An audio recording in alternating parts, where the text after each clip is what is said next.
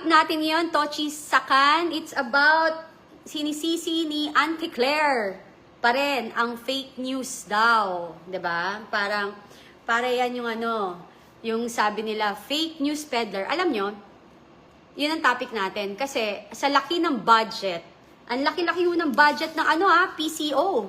2.8 million. Pero, ang sinisisi pa rin yan. Ang sinisisi pa rin nila is yung mga fake news daw. Kaya daw mababa ang ratings ni PBBM. Diba? Sa fake news pa rin, sa laki ng ng budget dyan sa PCO, hindi nyo makontrol. Sinisisi nyo sa fake news. Darling, grabe kayo. Natatawa na lang ako. 2.8 billion budget ng PCO. Ang laki ng budget nila. Pero hindi sila manalo sa sinasabi nilang fake news peddler. Ibig sabihin, kung di nila yung matalo, talaga namang hindi na naniniwala sa kanya hindi na naniniwala sa kanila ang mamayang Pilipino. Ganun lang kasimple. Isipon ako kasi may allergy ako. Mars Mercado Tata from Singapore. Yan. So, yun yung natin, yun yung problema. Kasi sinisisi nila sa pa rin, kesyo mga DDS daw yan, mga ganun. Dapat, ang isipin nila, bakit bumaba ang trust rating ni PBBM? Simply because, nakikita ng tao na hindi mabuti ang pamamalakad ng gobyerno. Ganun lang, di ba? Nalinga akong tissue. Ayan. Hindi maayos ang pamamalakad ng gobyerno. Ganun kasimple, di ba? Kasi, kung maayos, di ba dapat pag nag-survey, di sana, satisfy ang survey, di ba? Mas tumaas sana ang survey ni BBM. Pero, siguro, sadya talagang wala silang mabuting balita. 'Di ba? Isipin mo, paano masasatisfy ang Pilipino kung ultimo ang dolyar natin, 2 peso, 60 plus pesos na to a dollar. Wala tayong investor. Kasi dito sa ating gobyerno, walang nakukulong sa lumalabas o mga expose ng pagnanakaw dyan na lang sa flood control. Simple. Yung sinabi niya dati na, na mahiya naman kayo, nagsona siya, di ba? Mahiya naman kayo, pero until now, nagtayo siya ng ICI, ayaw man lang ilabas publicly ng ICI yung kanilang investigation. Ni ayaw nilang bigyan ng kopya si Congressman Leandro Leviste. Di ba? Kaninong pera ba yung ginamit nila para buuin yung ICI? Saan ba galing yung budget na yan? Di ba sa mamamayang Pilipino din? So bakit ayaw nilang ilatag or i-publicize yung kanilang investigation sa ICI? May tinatago ba yan? Bakit ganon, di ba? Ang hirap yung mga nangyayari sa Pilipinas, kung bakit bumababa lalo ang trust rating ni BBM, hindi mo masisisi. Totoo lahat yun. Kasi, ang taas ng bilihin, tumataas ang dolyar, so ang buying capacity natin, or buying power natin bilang Pilipino, karamihan pa sa ating commodities, pagkain, supplies, are galing abroad. Pag tumaas ang dolyar, mahal ang bilihin. May gera pa. Pero, ang bilihin tataas. Ang nakakalungkot, ang sweldo ng mamamayang Pilipino ay hindi tumataas. Same pa rin. So, at the end, ang magsasuffer pa rin ng pagtaas ng presyo is ang ordinaryong mamamayang Pilipino na nagsisikap at kumakayod para mapakain ang kanilang pamilya. Tama ba ako? Mali. 'Di ba? Kasi, ang mga kumpanya, pag tumaas ang bilihin nila, okay lang. Kasi, i-justify nila na pag nag-aangkat sila ng mga produkto galing sa ibang bansa, is ma-justify nila na pwede silang magtaas ng presyo kasi mahal din ang kuha nila. Plus the fact, sang damakmak pa ang tax natin dito sa Pilipinas, saan ka naman nakakita, di ba? Anong gagawin natin? So tayo mga Pilipino, tayo nagbabayad ng tax, nagtatrabaho, kumakayod, yung sweldo natin, yung ordinary, hindi yung mga negosyante yung sumusweldong ordinaryong mamayang Pilipino, nagsasuffer. Kasi tayo ang sumasagot sa mamahaling bilihin, tapos yung tax pa natin, di ba? Dapat bawasan natin yung tax Kasi especially now, dapat maging alerto ang gobyerno. Ang naging cost ng nakawan dahil sa sandamakmak na tax na yan, yung pondo natin na ninanakaw, di ba? Dapat maging sensitive ang gobyerno o mga leader natin about it. Kailangan para mapagaan ang kabuhayan ng ordinaryong Pilipino o trabahante na hindi negosyante, na umaasa lang sa sweldo, is gawing patas or tama lang sa nababase sa kinikita ng bawat Pilipino ang presyo ng mga bilihin. Hindi kasi pwede na nagtataas pero ang sweldo mo hindi tumataas. Okay. Perfect. Yung isa pa, yung rental. Di ba sa rental, I think may law na every year, 10% ang tinataas ng upa. Pero, every year, tumataas ang rent ng upa, pero wala naman dinidevelop dun sa lugar na tinitiran natin ang bawat may-ari ng bahay, ng office, and everything. Di ba? So, yun din yung tanong na bakit kailangan magtaas pa every year? Dapat mag-allocate sila ng, kunwari, in 2 years, hindi kami, exempted kayo sa pagtaas. Tapos after 2 years, saka kami magtataas. Something like that, or 3 years, or 5 years. Ang hirap ng buhay ngayon 'di ba? Hindi joke ang nangyayari sa atin. Tapos, yung isa pa doon is, bagsak na bagsak talaga ang Pilipinas, kawawang-kawawa, 'di ba? Yung ibang leader natin diyan, because of merong nag-chat Ang euro po, ma'am, 69.89 ang palit, aabot na sa 70. Exactly. Pero magkano minimum wage natin sa Pilipinas? Same pa rin 'di ba? So, anong gagawin mo kapag ganon? Anong gagawin mo na kapag, bilang ordinaryong Pilipino, nataas ang taas ang presyo, pero ang sweldo mo hindi tumataas. 'Di ba? Bakit tayo palagi nagsasuffer? Kunwari, perfect example na rin yung sa kuryente natin. 'Di ba? Ang daya-daya ng kuryente.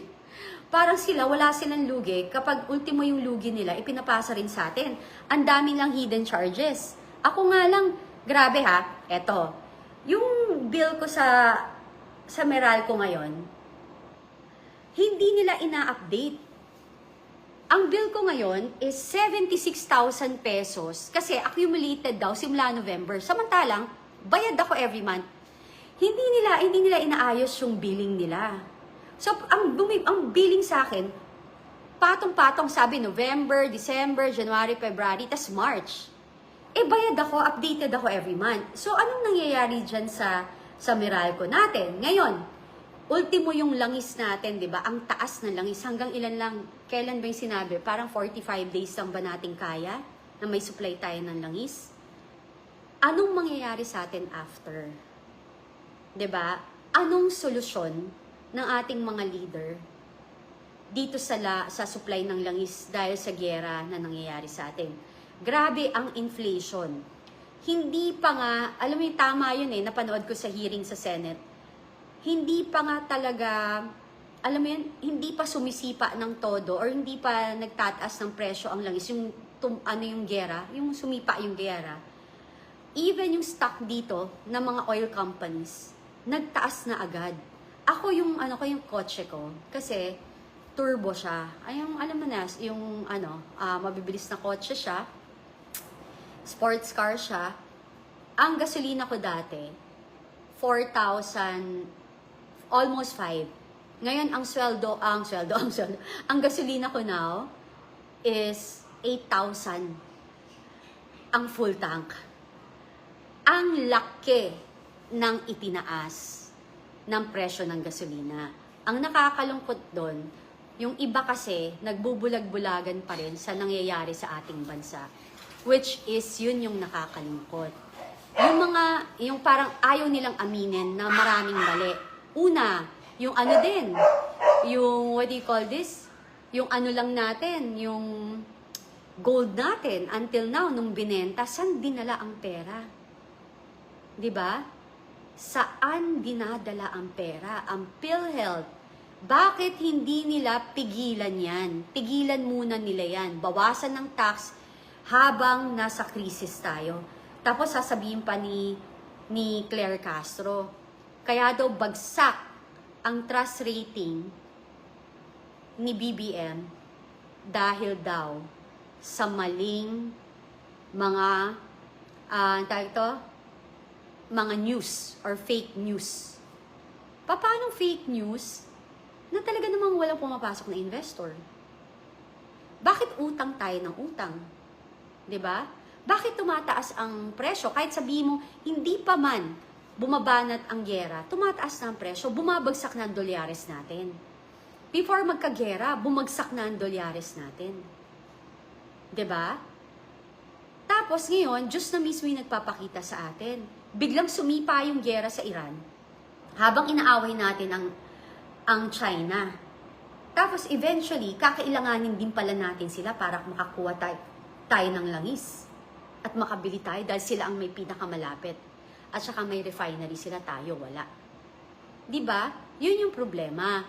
Kasi nasaan na rin yung maiingay dyan sa Senate at saka sa Congress about this? Nasaan na? Hindi mo nyo ba napansin? Even sa flood control issue, yung trilyon na nakawan, sino lang sa Senate ang maingay? Iilan, di ba? Sino? Alan Peter Cayetano, Senator Marcoleta, paminsan-minsan Senator Amy. Sila, una-una nga dyan si Senator Joel, di ba? Tapos, yung iba dyan, sobrang tahimik na. Yung iba dyan sa Senate, tahimik na. Sa Congress. Ilan ang congressman natin? 300 plus? Diba? Yung karamihan na nag-iingay dyan, ang iingay sa 120 million na confidential funds. Diba? Pero, dun sa trillion na problema, nang nakawan sa flood control pa lang to wala pa yung PhilHealth, wala pa yung sa gold natin, wala pa yung ating, Maharlika funds, marami, ano pa ba yun? Nilista ko Ayan, PhilHealth, 'di ba? NFA. Yung NFA natin, nasaan yung pinangakong murang bigas? 'Di ba? 'Di ba? Yung flood control natin, yun yung pinakamatindi, 'di ba? As in, ang laki na nakawan. Yung mga to, yung mga may ingay dyan, sino ba yung may ingay dyan?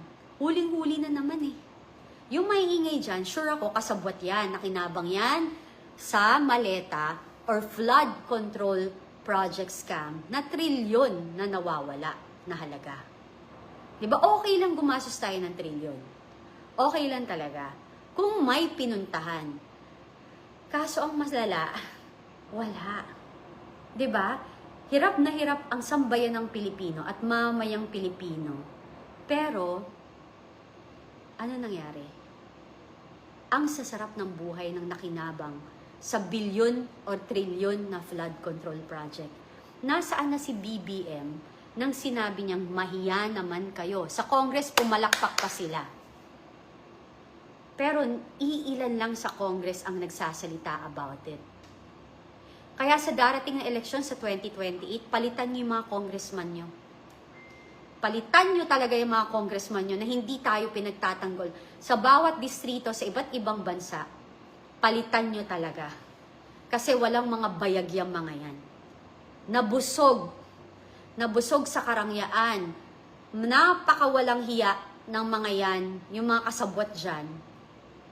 Dahil ang sasarap ng buhay habang nung kasagsagan ng mga bagyo at maraming namatay at nawala ng kabuhayan at bahay, sila namumuhay ng mga marangya, may mga, ano mo yan, mamahaling gamit, the aircon, pa-travel-travel ng business class, tapos, ang daming namamatay dito sa atin. Private planes, business class, branded clothes, branded watches, branded, expensive cars, the aircon, na samantalang ang daming naghihirap na mamamayang Pilipino. Yung mga, marami rin ako nakikita, and I'm very disappointed, dito sa Facebook, may mga friends akong nakikita, na may kanya-kanya naman na kulay talaga ang politika. Pero ang hindi ko malunok, yung kitang-kita niya na nila yung mali. Pero sisiraan pa rin nila ang Duterte pa rin ang sisi. 'Di ba? Duterte pa rin ang focus nila. Alam mo kung sino yung mga yon? Tingnan nyo rin yung mga Facebook friends yun na tumatangkilik. Pag hindi yan bayarang trolls, either nagtatrabaho sa gobyerno or may project sa gobyerno. Nakikinabang sila sa gobyerno. Nagbubulag-bulagan na lang sila. Political survival, kapit sa patilim, kahit na nagiging kasabwat na sila sa pagnanakon sa kaban ng bayan. 'Di ba? Alam mo yung yung hindi ko maintindihan eh. Hindi ko maintindihan na ganun talaga pala, may ganun kasama. Akala ko demonyo lang talaga. Pero yung nangyayari sa ating bansa ngayon, yung mga demonyo nagkatawang lupa. Nagkatawang lupa, sinasamantala ang kahirapan ng mamamayang Pilipino. Yung iba dito sa atin, dahil sa kagipitan, nagpapabayad as trolls dahil walang pangkain sa pamilya. Willing nang isan nga yung kanilang kaluluwa para lang pakainin ang pamilya nila. Willing silang magsinungaling, willing silang manira ng kapwa nila para lang may mapakain sila sa pamilya nila. 'Di ba? Iba 'yun eh. Yung minsan maaawa ka eh. Maaawa ka ba o mabuwisit ka? Kasi bakit kayo, minsan isipin mo, bakit kayo pumapayag na magpagamit sa mga yan? 'Di ba? Inaano nila kayo, ine-extort nila kayo. Ine-extort nila ang mahihirap. Inaabuso, ginigisa nila kayo sa sarili nating mga mantika. Kasi yung pinambabayad sa akin, galing sa nakaw na kabatang bayan. Ngayon, babalikan ko si Auntie Claire Castro. Huwag mong isisi. Huwag mong isisi sa mga fake news peddler kuno na sinasabi mo ang pagbagsak ng trust rating ng amo mo. Kasi kung talagang may ginagawa siyang maganda, ang survey niyan tataas siya. Pero obviously wala. Utang tayo ng utang, ang taas ng dolyares, bagsak ang ekonomiya, bagsak ang stock market, ang inflation ang taas. Before pa sumipa ang gyera, mataas na ang dolyares. 58, 59 bago magyera. So, kahit na anong pagtatakip nyo dyan, hindi nyo na pagtatakpan. Kitang-kita na, sabi nyo, in the middle of crisis, habang ang pataas ang presyo ng bilihin, anong ginawa ng ating presidente? Lumipad ng New York. Kasama ka pa, if I'm not mistaken. Private plane. Practical ba yan? At ang dami nila. Diba? Practical ba yon? Hindi.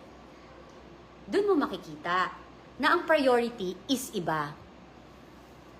Iba ang priority. Yun yung problema. Diba? So, wala talagang malasakit sa mahihirap.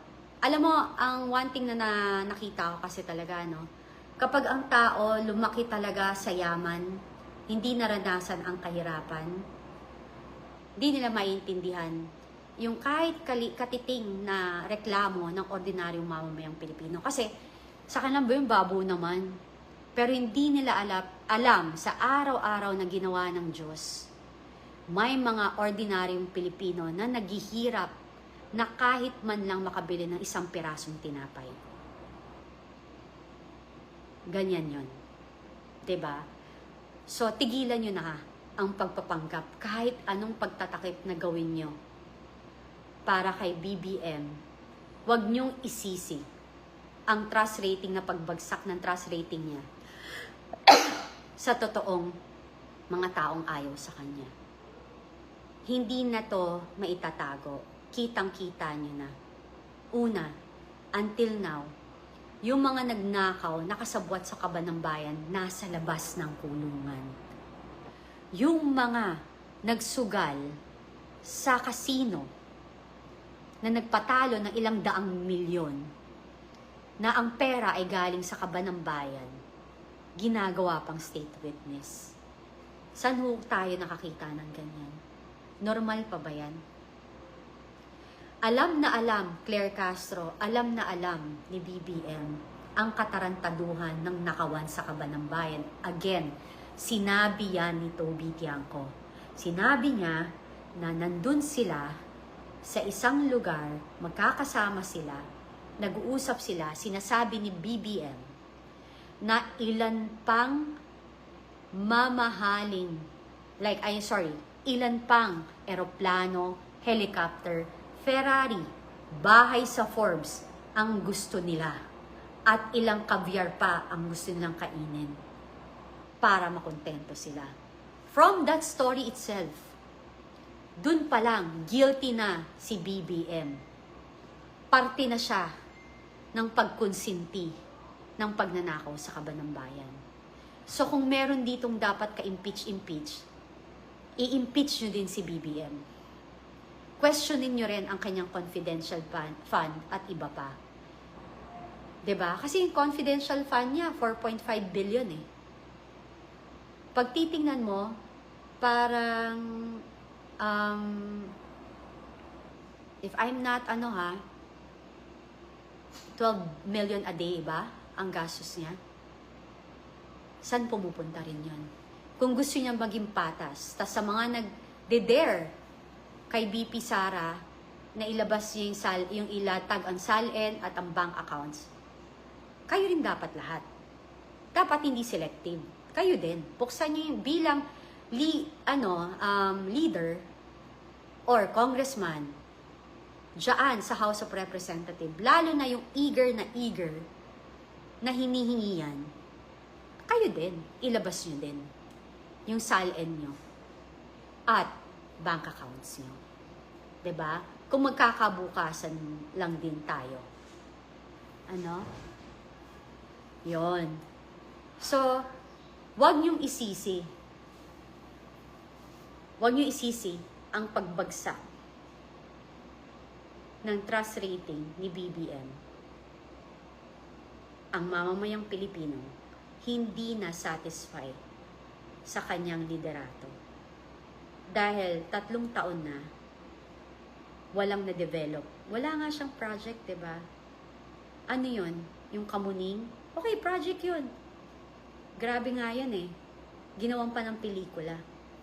Ako naman, diyan sa mga nag-iingay sa Kongreso at saka diyan sa Senate na inaaway niyo rin yung China.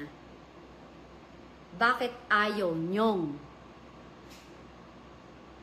imbestagahan ang Brave 18, Lacson?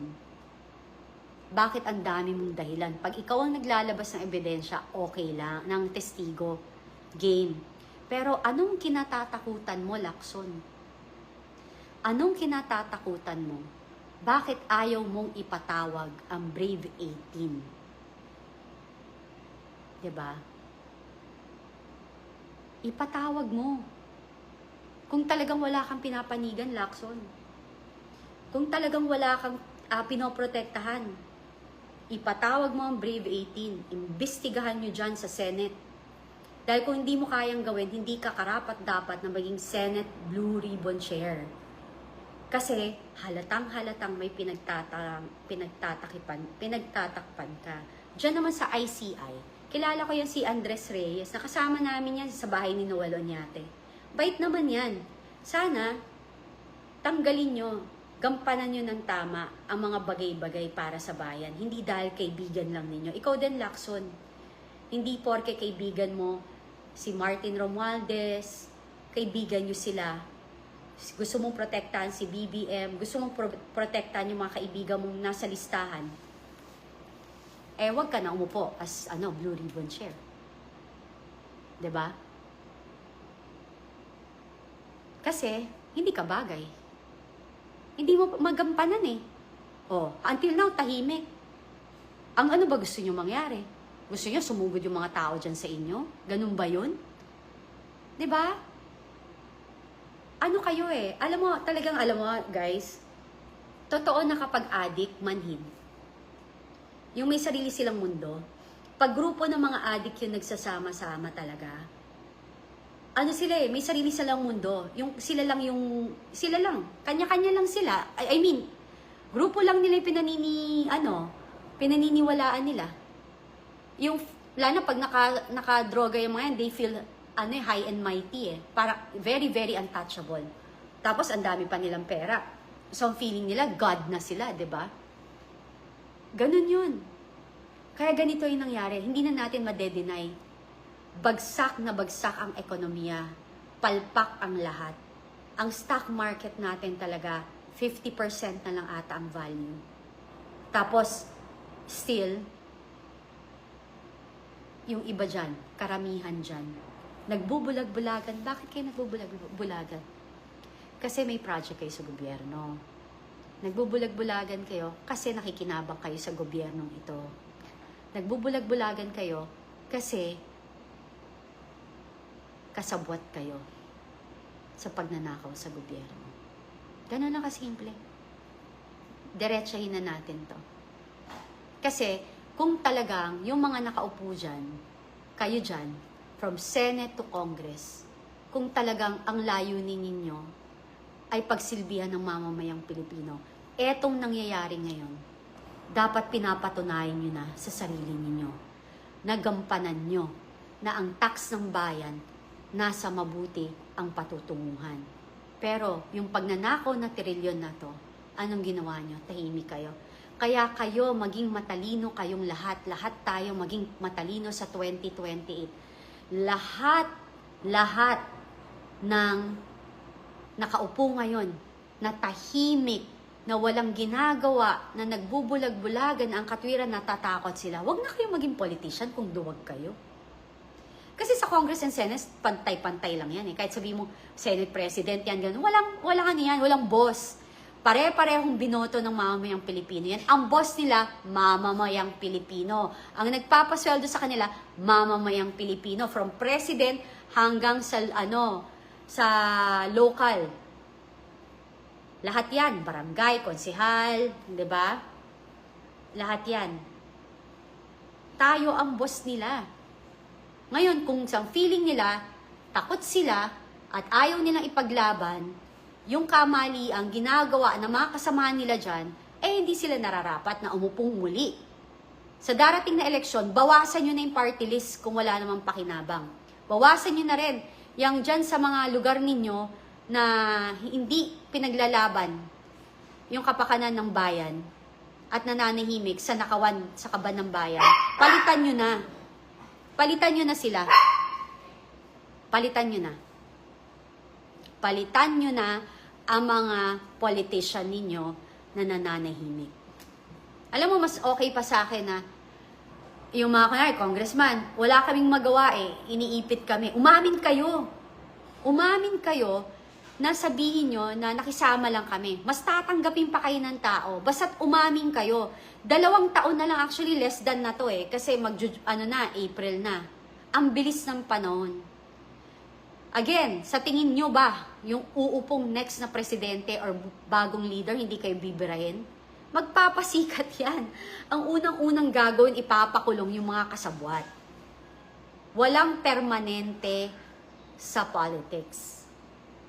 Walang nagtatagal. Yun na nga lang yung namatay na matandang Marcos, diba? Ang tagal niyang namayagpag. At in the end, anong nangyari? Natanggal din siya, diba? Wala rin. Ganun lang. Natanggal din. So, kaya kayo dyan na supporter ng bangag, supporter ng addict government, supporter ng mga kriminal, especially yung mga makakaliwa or NPA dyan na walang ginawa kundi manggulo sa bayan natin. Nakita nyo ang daming ambush na nangyayari ngayon sa men in uniform? Yan ba yung may totoong pinaglalaban? Kayo ba yung may totoong pinaglalaban? Kung yung mga men in uniform, yung nagsisilbi sa bayan, na active, pinapatay nila, yan ba ang may malasakit? Bakit yung mga yan? Yung mga akbayan, makabayan, bakit hindi minsan, hindi ko narinig na pinagtatanggol nila ang nagtatanggol sa bayan, mga sundalo?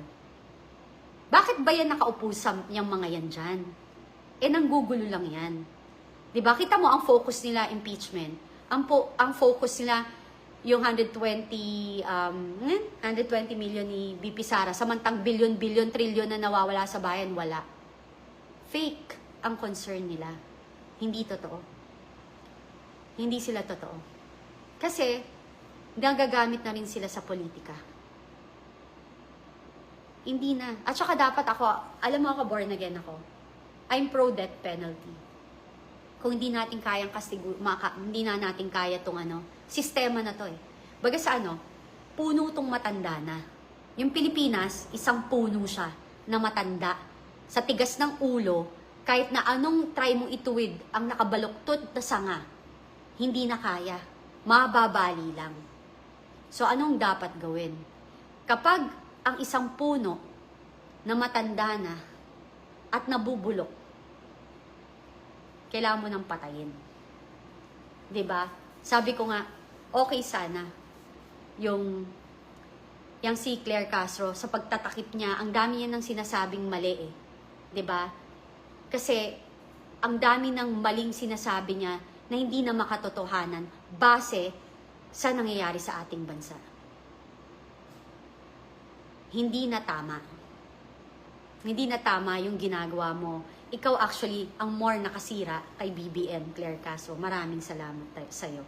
Tapos, bakit ka mo? Kasi yung mga statement mo, 'di ba? Yung mga statement mo. Tapos, spokesperson ka, 'di ba? Ang dapat ang nilalatag mo is kung ano yung ginagawa ng presidente. Kung ano yung mga proyektong magandang ginagawa niya. Wala kang karapatang umatake sa Vice President o sino man dyan. Dahil ang nagpapasweldo din sa'yo mamamayang Pilipino. Tapos, idedemanda mo si Kong Leandro Leviste, anxiety. Dapat, wag ka na dyan. Kasi hindi mo rin ba paano ko siya rin nagdemanda sa'yo after mo siyang birahin? Paano kung idemanda ka rin niya? Dahil sinira mo rin siya in a way. 'Di ba? Sa mga statement mo. Doblehin natin. Paano kung ganun din ang gawin niya sa'yo? Ibalik din niya yung same na demanda sa'yo. Kung hindi niyo kaya ang posisyong ginagampanan niyo, mag-resign ka. Kasi talagang nakaka-anxiety kasi ang hirap ipagtanggol ng presidente natin sa dami ng kapalpakan na nangyayari sa gobyerno ito. Kahit na anong gawin mo, kitang-kita. Utang tayo ng utang. Bagsak lahat. Saan tayo pupunta? Yung mga dyan, yung mga secretaries din natin. Sino ba consultant ni BBM? Kasi hindi parang talagang mali ang mga advice. Hindi ko alam kung nakikinig ba siya, tama naman yung mga advisor niya, pero hindi niya lang pinapakinggan yung mga advisor niya. 'Di ba? Yun yung ko eh. Yun yung tinitingnan ko eh. Kasi tawa ko eh, 'di ba? Parang hindi pa rin kayo hindi pa rin kayo napapagod dun sa sa naratibo na ganyan, na fake news sa mga pag kunwari kinakalaban ang gobyerno or nagrereklamo sa kamalian na ginagawa ng gobyerno, sabihin nyo, DD-list, DD-shit, DDS. Kayo, ang tawag ko sa inyo, bullshit. Kasi until now, sa daming katarantaduhang nangyayari sa ating bansa, kapit tuko pa rin kayo. At saka, ultimo yung mga troll dyan, na nakasinanla na ang kaluluwa sa demonyo, pati yung mga vlogger nila, na mga filinggero, na mga bayaran, na ang pinapakain sa pamilya ay galing sa nakaw, nakaba ng bayan, hindi na kayo nahiya. Ang kakapal ng pagmumukha nyo. 'Di ba? Mga bayaran kayo, nakasanla na yung kaluluwa nyo sa demonyo.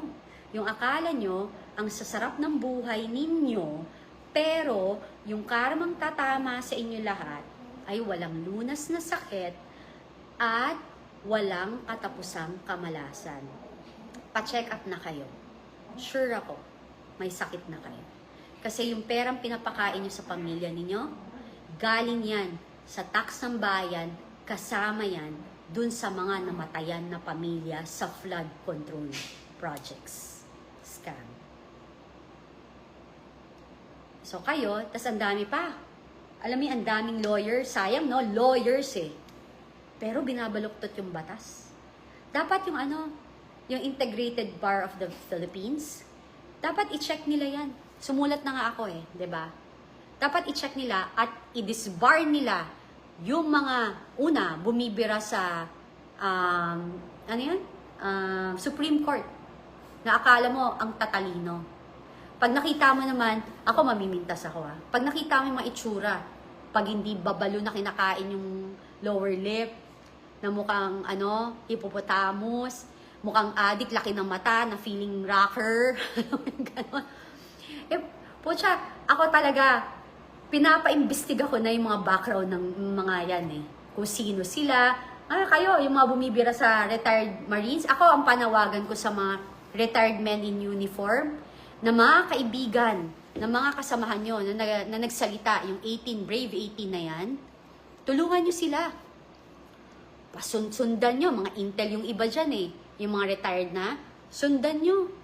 Yung mga bumabanat dyan, i-check nyo sino yung nagbabayad para makakuha kayo ng picture, makakuha kayo ng ebidensya, saan ang gagaling yan, sino ang mga nila, sino ang mga financier nila. Grabe, di ba? Ganyan talaga ngayon, napaka-evil ng bansa natin, di ba?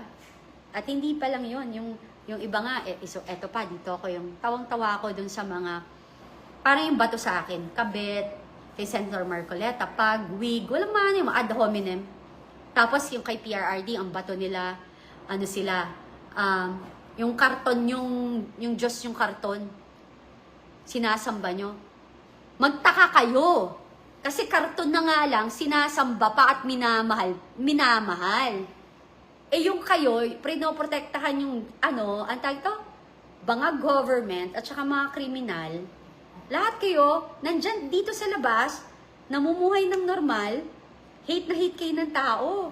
Si PRRD, nandun na sa loob, nagrarally sa labas. All over the world, wala kayong ganyan. Wala kayong ganyan. Diba? Tawag nyo karton, mahalin, mga tanga. Patay gutom kasi kayo, mga pasluba kayo, ganyan kagipit ang Pilipinas. Kapit kayo sa patalim. 'Di ba? Mga yung parang kakahiya. 'Di ba? Ganyan talaga yung gagawin mo lahat, 'di ba? Para mabuhay, kahit isan lang yung sarili mo sa demonyo. 'Di ba? Inggit lang kayo kasi kahit si PRD, karton na lang 'yon, niyayakap pa. Nagpo-photo op pa, nagsiselfie pa dun sa karton. Kayo, iniiwasan, ayaw kayong pansinin. 'Di ba? Pinandidirian kayo. Galit ang tao sa inyo. Si PRRD, kaloka. Karton, yung karton na yon, minamahal. So, sinong mas nakakaloka sa inyo? Mga bayaran? Mga bayarang troll? Ganyan ba kahirap? Ganyan talaga, Kawawa naman kayo. Kayong mga troll, kawawa kayo. Kasi araw-araw gumigising kayo para magsinungaling, gumawa ng kasalanan. Yung perang binabayad sa inyo galing sa nakaw, kakapal na mukha nyo. Kasabwat kayo ng pagnanakaw na to. 'Di ba? Wala akong pakialam sa inyo. Natatawa, naaawa ako sa inyo, nabibwisit ako sa inyo. 'Di ba? Baka bukas makalawa, maaksidente kayo. 'Di ba? Kulang pa yung kinikita nyo sa pag-hospital nyo. Gigil na gigil kayo ba? Ang banat nyo kay PRRD, ano yun? Yung santo raw. Santo. Yung karton, yung tatay nyong karton. Tanga. Ang tatanga nyo. Nakita nyo yun? Karton na nga yun. Mahal na mahal ng tao. Saan ka nakakita? Daig niya pa artista. At eto all over the world, mga katangahan nyo. Bobobo nyo. Diba? Ang tatanga nyo kaya? Tanga talaga, promise. Sobrang tanga. Diba, yun ang pangdebate nila. Yung karton nyo. Hampasin ko kayo ng karton eh. Padalan ko pa kayo ng sandamakmak na karton na PRRD standing. Diba? Dapat, mahiya kayo. Kasi, guys, karton yun. Tama kayo, karton. Pero karton na nga lang yun, nakakulong pa. Mahal na mahal ng tao. So, sino ngayon yung kawawa? Kawawa naman kayo. Diba? Kawawa kayo. Wala nagmamahal sa amo nyo. Hate na hate yung amo nyo. Si PRRD, na karton na standee na nga lang, pinagkakaguluhan pa, mga tanga. Diba? Alam mo yun? Kaya tigil-tigilan nyo kami. Inggit lang kayo kasi yung standee, pag kayo, yung amo nyo nilagay ang standee, baka sunugin pa. Mariosep, tigilan nyo. Kasi yung yung debate yung karton, walang kwenta. Walang kwenta. Tapos karamihan pa sa inyo, walang totoong muka. Yung karamihan pa sa inyo ang papangit. Kasi ganun talaga mga ma'am, sir. Pagaling sa nakaw ang pera na pinagkakakitaan, pumapangit kasi sinusubo nyo galing sa nakaw, galing sa demonyo. Nagre-reflect po yan palabas. Yan. Diba? At saka, sasabihin nyo, hindi kayo takot sa Duterte. Wala kayong pakialam kay Sara. Bakit grabe kayong mag-effort? Grabe kayong mag-effort na siraan siya. Sama-sama pa kayo. Diba, kain suka nga yung iba dyan. Diba, meron dyan, pambansang tartar na mahilig sa porn movie. Yung isa dyan, pare, na Diyos ko, ang pina-follow, porn na Facebook page or mga sexy. O, diba? Ano pa? Kadiri eh. Di ba? Parang nakakaya, no? At isa ko, aminado ko, hindi malinis ang buhay ko. Kayo ba malinis? Kayo ba malinis? Ngayon pa lang, dumi-dumi nyo eh. Kasi bayaran kayo. Bayaran kayo. Kahiya kayo. Kaya nyo ba yan? Yung pinapakain nyo sa anak nyo, galing sa nakaw? Pa-check up nyo anak nyo. Pa-check up nyo anak nyo. Sure ako. Pag yan nagkasakit kayo, may kasalanan. 'Di ba? Mga engot. 'Di ba? 'Di ba guys? Ang tatanga. Ang issue nila, karton na tatay nyo. Tanga. Mahiya kayo kasi yung karton minamahal. Karton na nga yun, minamahal pa. 'Di ba? Ay, nakakatawa kayo. Yung karton minamahal kayo, living na nandyan sa kalsada, hine-hate. Mariosep, eto hindi na nakikita si PRD, isang taon na ha. Sineselebrate pa ang birthday all over the world. Saka nakakita? Ikaw, Claire Castro. Saka nakakita ng ganyan? Yung amo mo na ganyan? Tapos sabihin mo, fake news peddler? Yung mga rallies all over the world, ebidensya yun. Na maraming nagmamahal sa Duterte. Kung di kayo takot sa Duterte, bakit yung sinisira? Bakit grabe yung banat nyo? Di pala kayo takot eh. Di sana kalabanin nyo na lang sa 2028, di ba? Bakit hardcore? Hyper-focus kayo sa pagbanat kay BP Inday. Ibig sabihin, takot kayo. Duwag kayo. Diba? Diyos ko. Kapal na mukha nyo, sunod-sunod kayo. Matetegi kayo isa-isa, promise, sa karma. As in, simula sa araw na to, may isa-isa dyan magkakasakit, ma-heart attack, matetegi, promise. Sisingilin na kayo ng Diyos. Kaya hindi kayo naman natatakot. 'Di ba? Mga inggitero. Padalhan nga natin ng mga standee yan, ng mga karton ni PRRD. No? Maybe, no? Ayan. Buti pa yung aso ko, mas maganda pa, tsaka mas cute pa dun sa mga, bayarang troll. Anyway, guys, yun lang. Yun lang ang masasabi ko. Inggit sila sa karton na standee ni PRRD, kahit kasi standee, minamahal, pinagkakaguluhan. Sila, kinakahiya, isinusuka, 'di ba? Hindi pinapansin. Dun sa mga supporter nila at nagbubulag-bulagan, kakahiya kayo. Palibasa, nakikinabang kayo sa pera na galing sa mga nakaw. Kakapal na mukha nyo. Okay? Pagdasal natin, guys, mategi na yung mga yan para mabawasan ng mabawasan na ang mga demonyo sa lupa. Bye, everyone. God bless. Yan. Yun na.